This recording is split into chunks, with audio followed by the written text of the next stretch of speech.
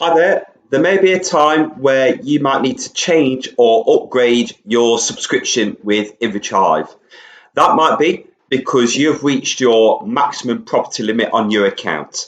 So, for example, if you've got a 50 property price plan and you've got 50 properties already uploaded on your account, you can't add your 51st property and above until you upgrade. So, to upgrade your subscription, all you simply do is when you log into your Inventory Hive account, if you click on your name in the top right hand corner and click billing, it will load up the billing section on your account.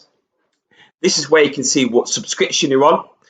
Mine won't load because I'm on a super user account, so I'm an Inventory Hive staff account. But to upgrade your subscription, all you simply do is click change plan. It will take you to this page where it will tell you what plan you're currently on. So I'm currently on the 100 plan and I'm ready to upgrade to the 250 plan. So I'll just click the 250 plan, select whether I want to pay annually or monthly.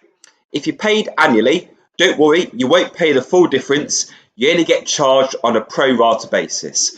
So for example, if you've already paid X amount and then 6 months down the line, you've upgraded, you don't pay the full amount, you only pay 50% of it if it's 6 months into your subscription. Or you can pay monthly. So choose whether you want to pay annually or monthly.